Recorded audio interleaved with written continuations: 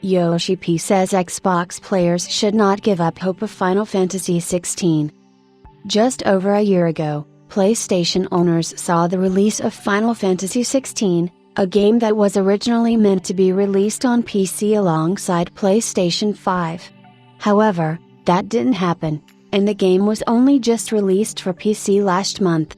Although the game has received great ratings from the player base, the game still didn't perform how Square Enix was hoping, with multiple new titles being released this year, and profits did not meet their expectations.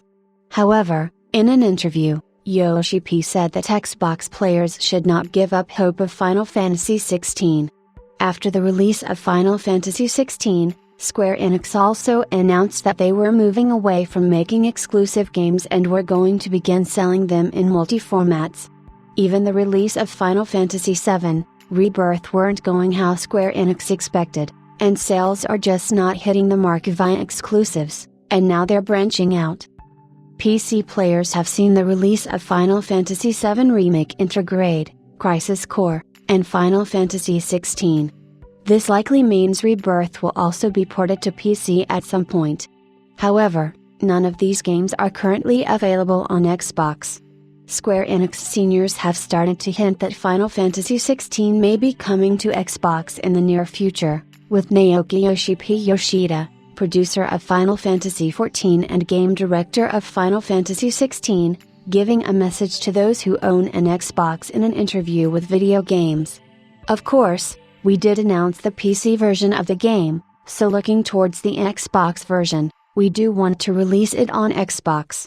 But when it comes to the specifics, such as when the game would be available, we are not in a position to be able to share anything. But of course, I want to say that it's not as if there's zero hope, and we very much do want to achieve that.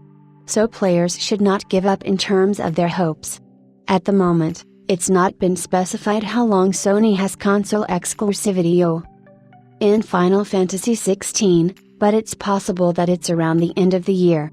This is typically the term for exclusive PlayStation games, with Silent Hill 2's remake being a console exclusive for a year. Once it's out of the exclusivity period, it's all about how long the port takes to make for other consoles and whether they're allowed to work on it during the exclusivity period.